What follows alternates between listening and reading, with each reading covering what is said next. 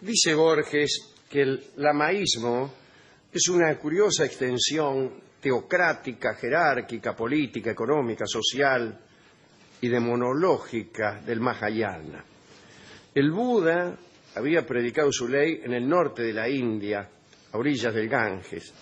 El lamaísmo logró su apogeo en el Tíbet y en el siglo XIV de nuestra era. Su afinidad con la Iglesia Católica ha sido señalada muchas veces. Los comunistas llegaron al poder en la China en 1949 y ocuparon luego el Tíbet. Pese al tratado por el cual se comprometían a respetar la tradición religiosa, fueron aboliendo las instituciones de la vieja cultura y el Dalai Lama tuvo que huir a la India y lo siguieron muchos de los fieles.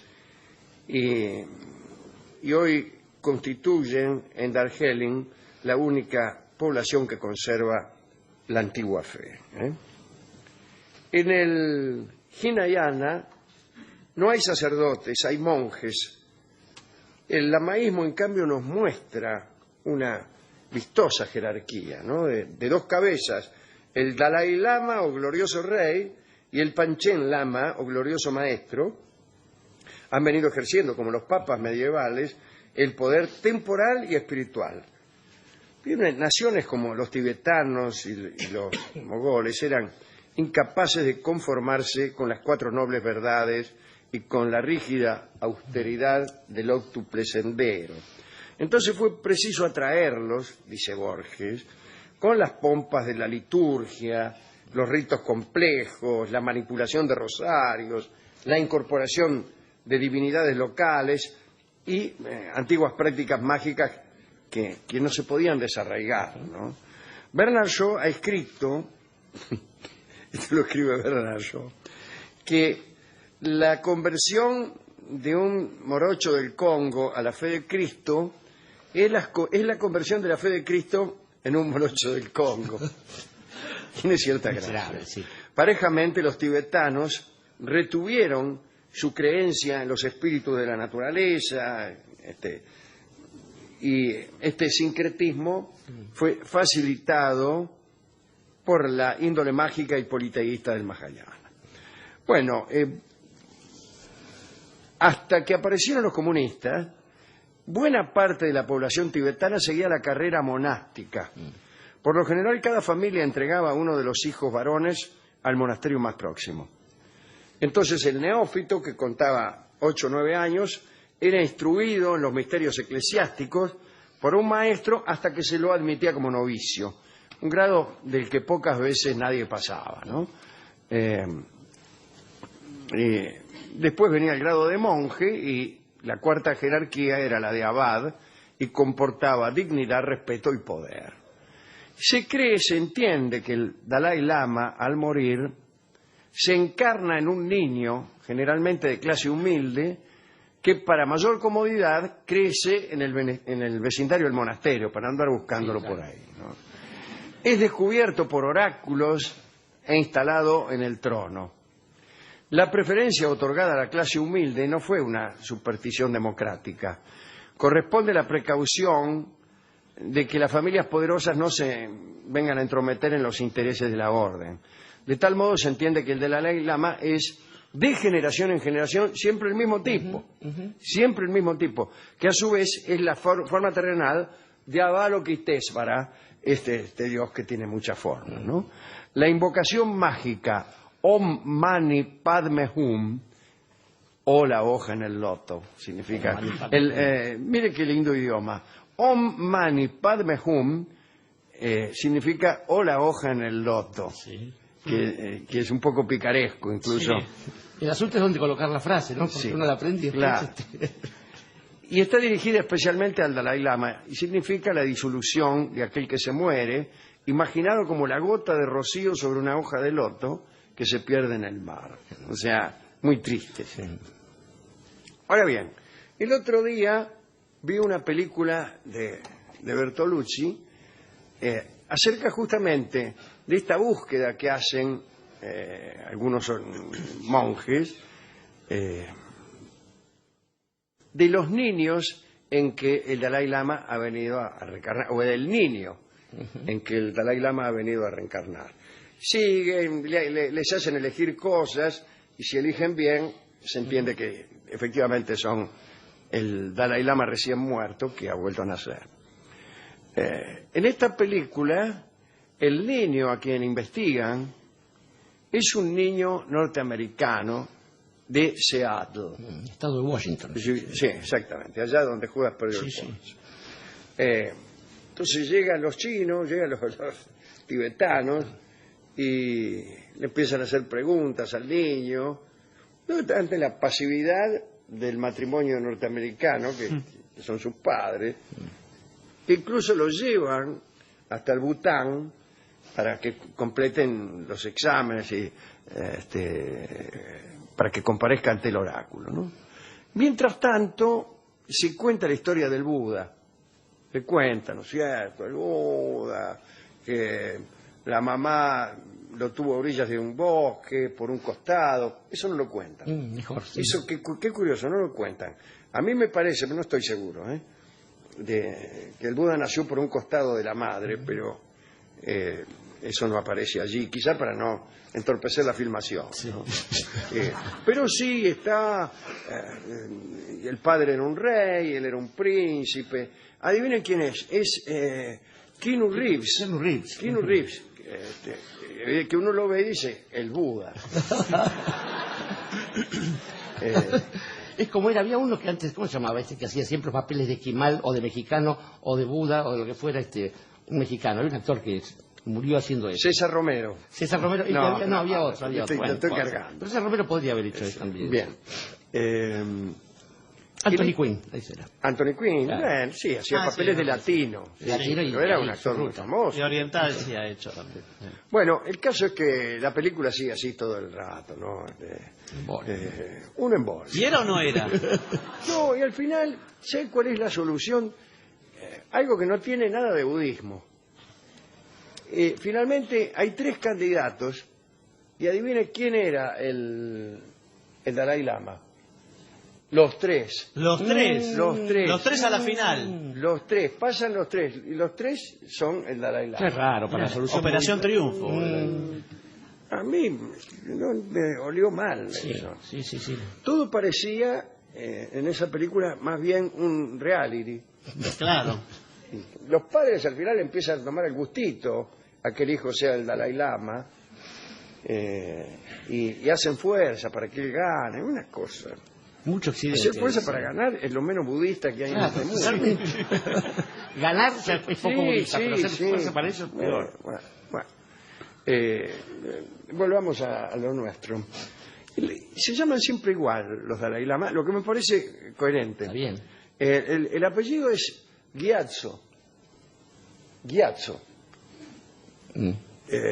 Y todos se llaman fulano, por ejemplo, Lobsang. Lobsang Rampa, claro. Lobsang Gyatso.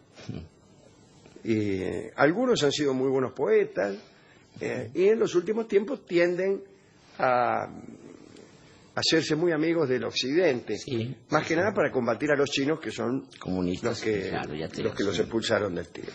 Bueno, no importa.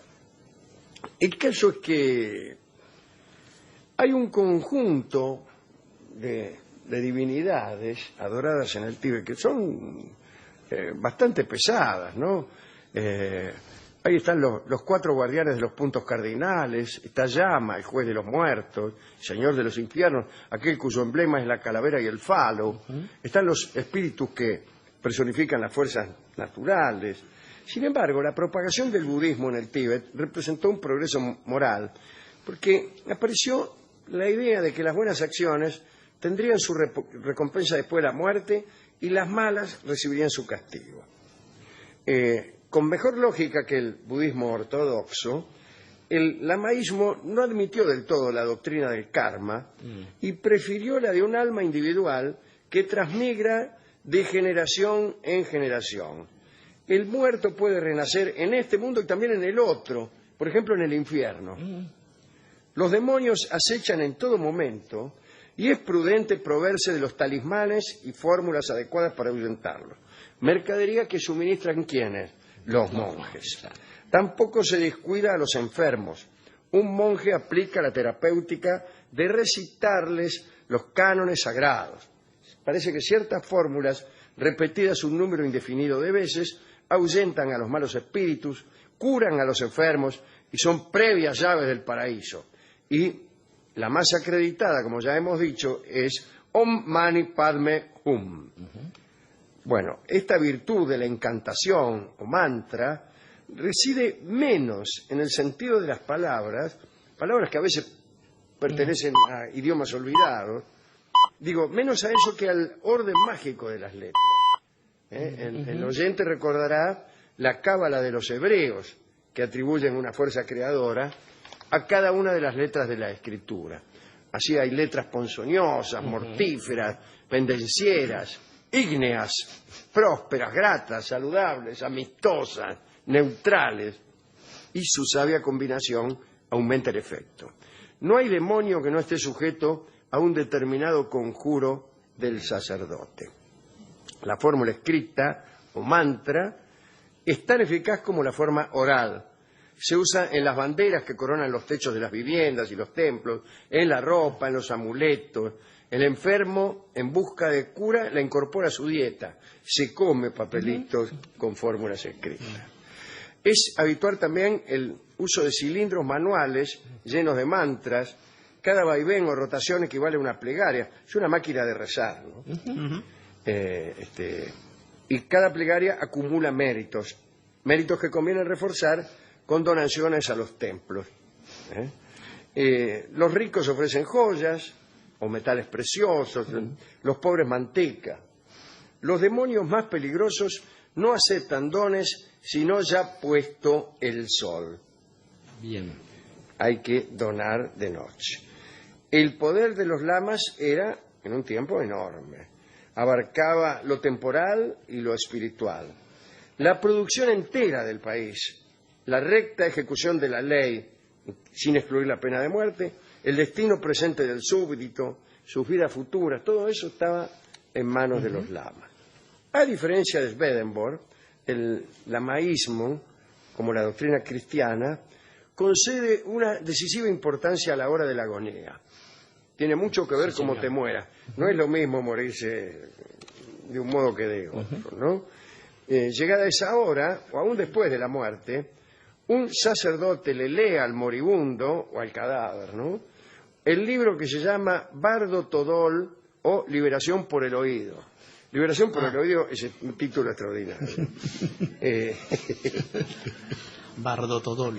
Que consta de una serie de instrucciones para el viajero en los reinos de la muerte, ¿no? Una vez enterrado el cadáver, la ceremonia continúa y su duración es de 49 días. Se ejecuta ante una figura que representa al muerto, y figura que finalmente se quema. Bien, claro. Hay toda una serie de cuestiones, pero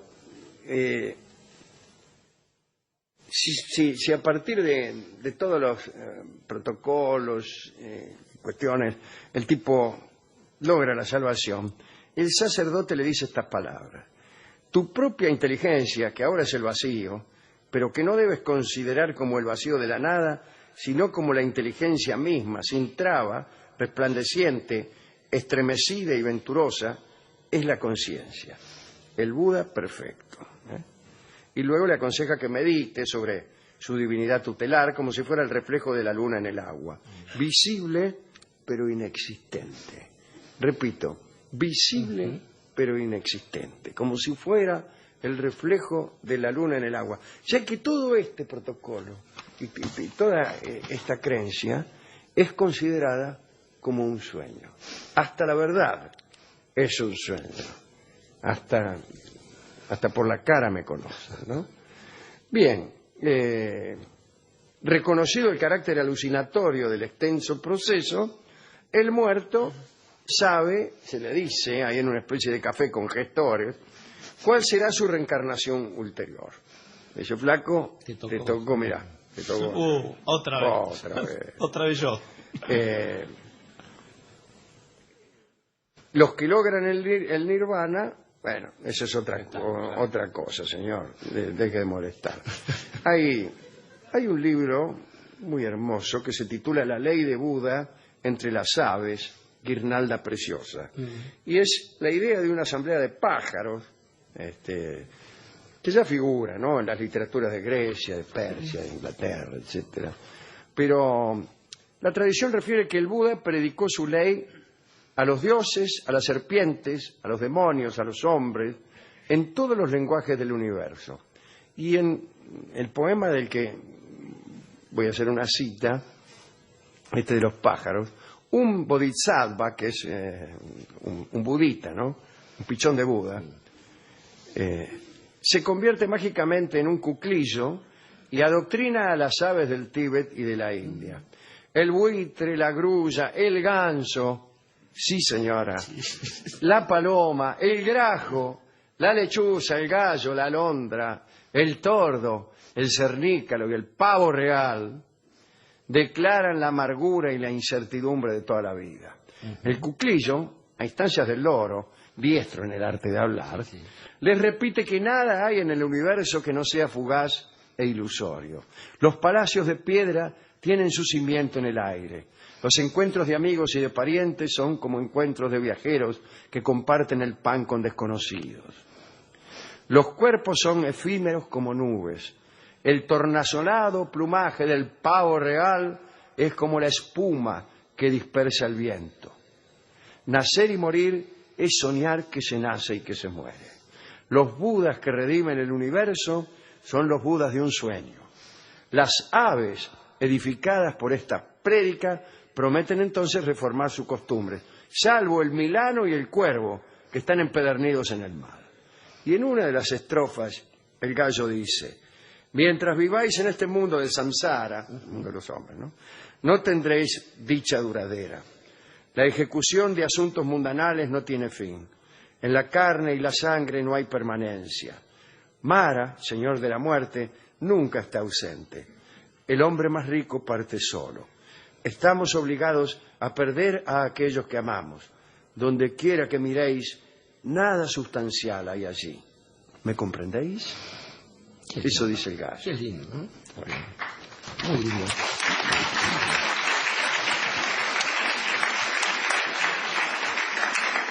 Estaba pensando, Alejandro, estaba recordando una vez que caí en un monasterio de estos, estaba en Grecia, no tenía nada que hacer seguramente, y me convidaron el famoso té con manteca. La manteca, en vez de ponerse al pan, la tiran adentro, el té, y es asqueroso el resultado. Pero poco después de eso, yo quedé bastante desconcertado con esa visita y con esta imposibilidad de conectar Oriente con Occidente, siendo más o menos honesto.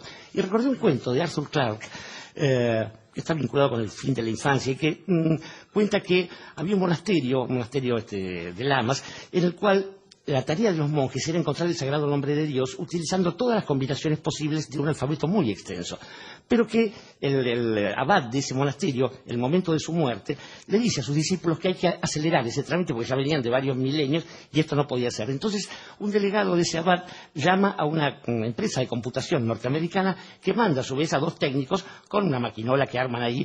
Bueno, entonces los tipos llegan hasta el monasterio y se dicen uno al otro, Johnny y Richard, supongamos: ¿qué vamos a hacer con esto? Y dice: no importa, nosotros metemos la máquina, la ponemos en funcionamiento y después nos vamos. Este es el contrato. Hacen la máquina, la ponen en funcionamiento, los monjes le agradecen, y cuando van bajando por el camino de la montaña por la que habían subido, riéndose, dice que uno de ellos levanta la vista y ve que las estrellas se están apagando una tras otra. Digo, es un bello cuento que habla también de este desconcierto de Occidente frente a Oriente, y también del saber frente a la sospecha, allí donde las verdades pueden ser visibles pero inexistentes. En el mundo de los hombres, acá en el samsara, tenemos la costumbre de acotar las cosas. Digamos, se termina una carrera, o una relación termina, o una vida incluso termina. Y en realidad, esto que nos pasa incluso para acotar los temas que discutimos, donde se nos pide que hablemos de algo, como si uno pudiera hablar de una cosa sin hablar del resto de las cosas, porque el discurso también es infinito, y uno se acostumbra a que las cosas deben manejarse en ese burdo terreno y cree terminar con cosas, terminar, insisto, con una vida, o con el amor, o con la comida, con lo que fuera. Y quizás nuestro problema es no entender que de todas las cosas del universo, y el mismo universo, tal vez no tenga fin.